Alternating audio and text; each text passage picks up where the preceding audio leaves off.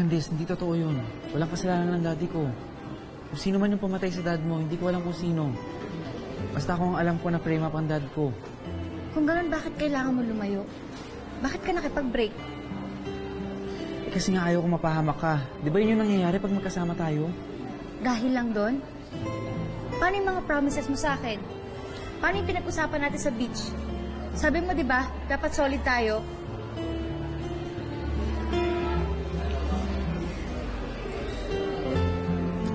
Candice, hindi pa siguro ngayon. Mahal na mahal kita. Hanggang ngayon. Alam mo naman yun, di ba? At mas okay na sa akin mahalin kita sa malayo. Basta makasigurado akong safe ka.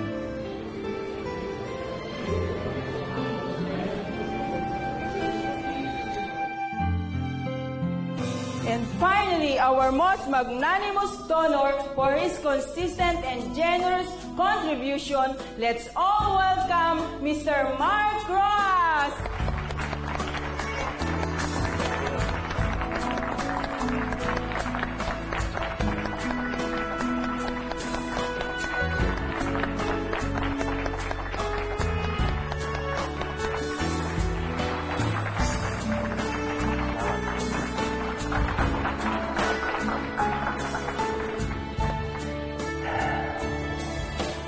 Maraming salamat po. Malaking karangalan po ito sa akin.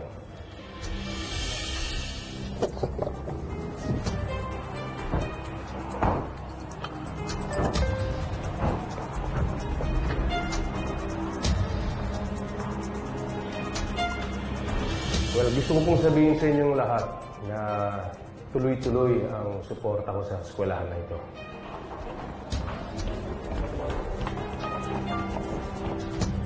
At gusto ko na rin kunin ang pagkakataon na magpasalamat sa inyong lahat dahil itong eskwela na ito nakapagbigay ng magandang edukasyon sa aking anak. Pinakamamahal ko anak na si Paul. I don't believe you. Kung talagang inosente ang daddy mo, hindi ka magkakaganyan. Pero higit sa lahat, gusto ko pong malaman ninyong lahat. Mr. Ross!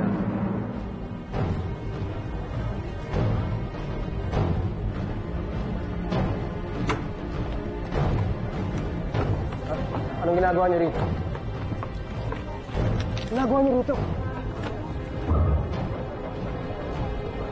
Anong ibig sabihin niya? Mr. Ross, you're under arrest. I'm under arrest? For the murder of Antonio Tuazon. Ano? Sumama ka na sa amin. Ano yun? Yung tatay ni Paul, ina-arresto.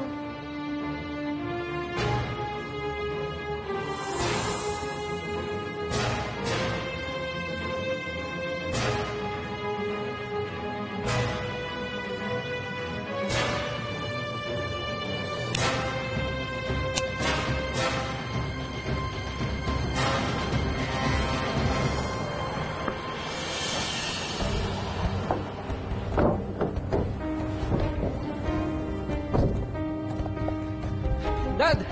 Dad!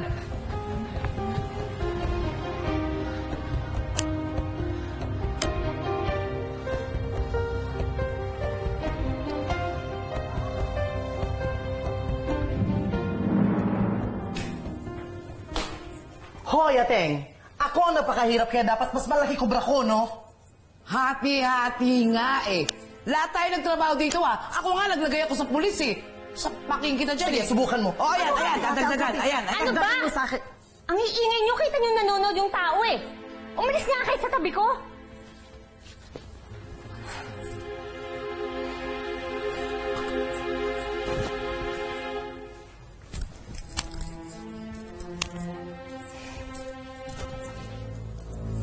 Nung una, anak ko. Tapos ngayon, ikaw.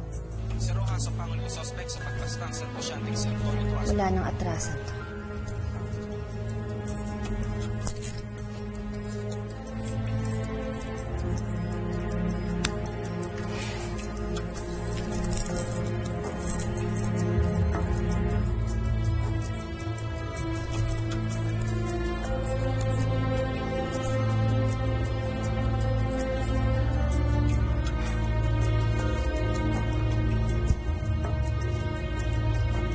Hintayin niyo ang pagbabalik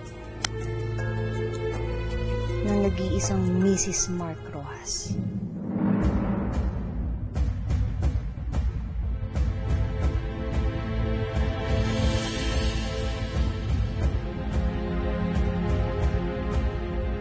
Bago kumain, syempre toast muna tayo, di ba? Han? Kung pwede na, huwag masyado maingay kasi family emergency ang dinail ako sa security, hindi victory party. Okay, sige. Para sa pagkakapanalo natin. Cheers!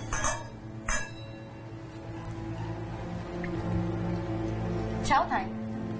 Okay. Na.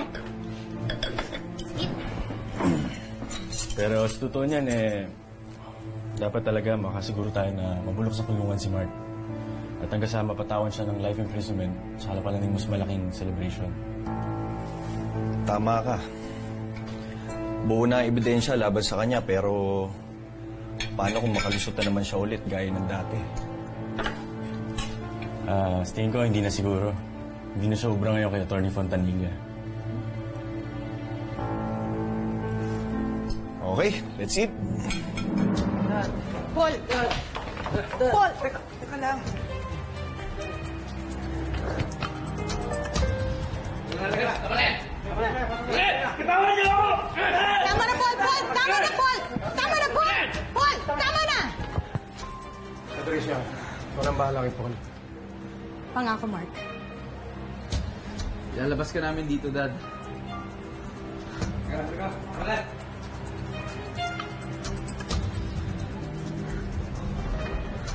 Huwag kang mag-alala, Paul. Patutunayan natin walang kasalanan ng daddy mo.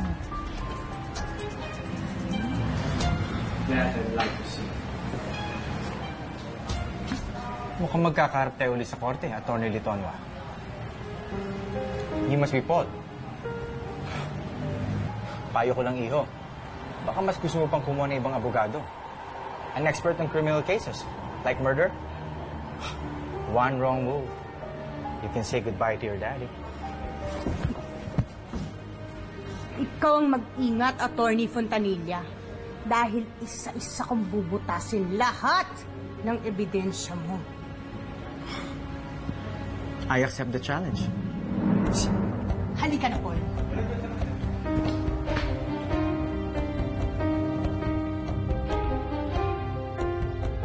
Kasalukuyan siya nakapilyon sa Pasig City Jail. Si Rojas ang pangulong suspect sa pagpaslang sa negosyanteng si Antonio Tuason. Mommy?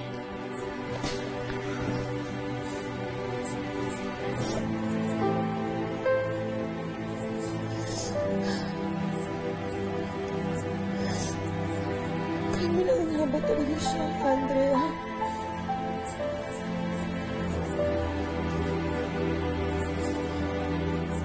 Grabe, no? Usap-usapan talaga yung pag-aresto dun sa daddy ni Paul.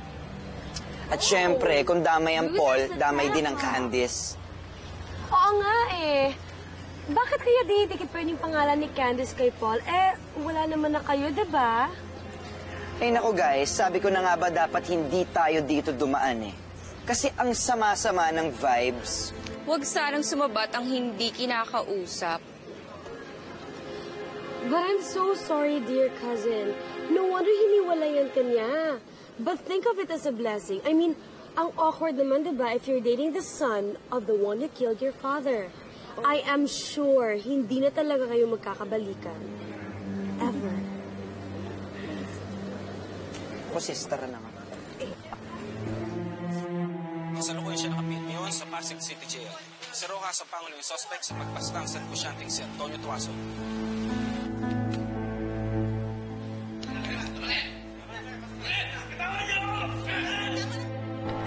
Hirap naman tignan nito. Parang hindi pwede siyang tratuhin ng ganyan. Parang hindi tama kasi si Mark Rojas siya. Oo, ano nga yun? Bakit? Porket mayaman siya? Porket mukha siya mabango? Tsaka postura siya manamit? Hindi pwede makapatay ng tao yung ganun? Hindi sa ganun, Jason. Ang ibig kong sabihin, di ba, Marga, yung mga ginagawa niya sa bangko namin, parang pakiramdam ko hindi niya talaga kayang gawin sa amin yun eh. Hindi naman sa pinaghihinalaan ko yung Mark Rojas na yan, ah. Pero paano na yung mga ebidensya? Nagkataon na lang ulit yun? Eh di frame up. Pinalabas na siya yung masama. Tulad ng ginawa sa'yo ni Donald. Si Donald. Kaya kailangan talaga mahanap na natin yun si Leila. Kailangan mahanap na natin siya kasi feeling ko siya talaga yung may alam ng lahat eh. Para malaman na rin ng lahat na talagang si Donald ang masama.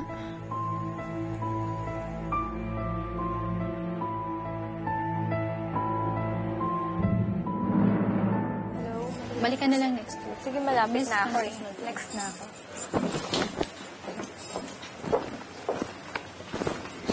Ang mahal na pala magpa-medical exam, ano?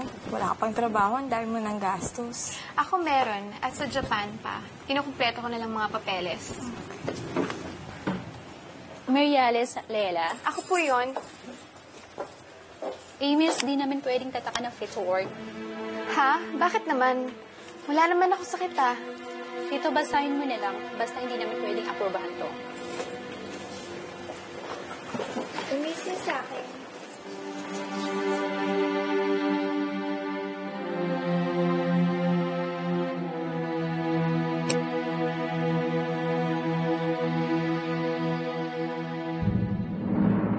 Pare,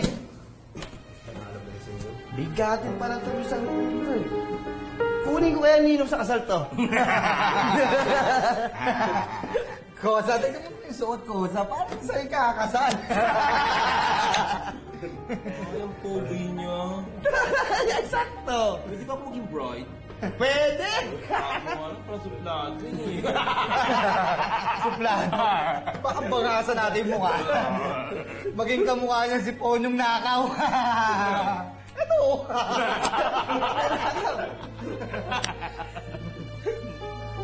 Donald, sandali lang. Kailangan kita makausap. Ano ba sasabihin mo? Binayaran na kita barugan nung bumalik dito. Umalis ka na! May sabihin ako sa'yo importante. Buntis ako.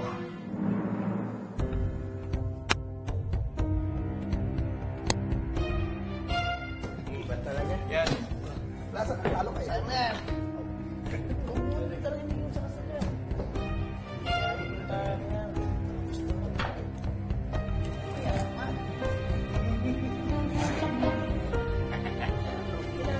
Pinananalangin ko na umikot ang mga gulong ng hustisya.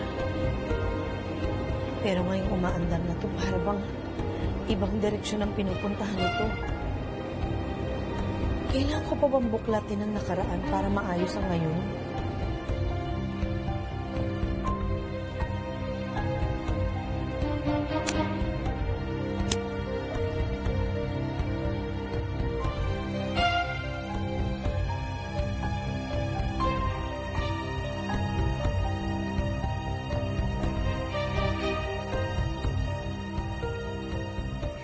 Eto, basahin mo. Maski magpatingin pa tayo ulit.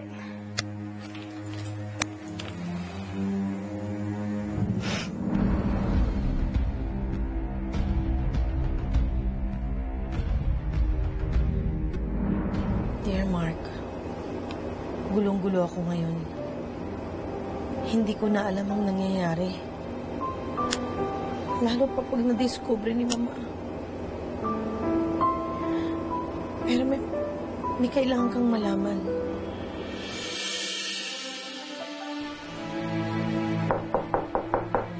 Ma'am Christine, nakahanda na po ang hapunan. O sige, pababa na ako.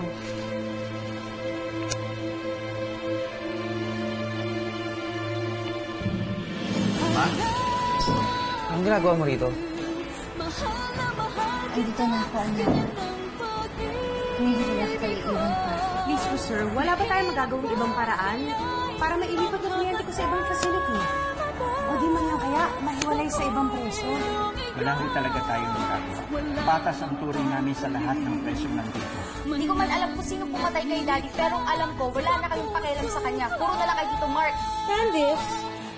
Kapag pinag-usapan na yung money laundering ni Mark, apektado na rin yung bangko namin. Hello. May isa pa akong trabaho para sa'yo.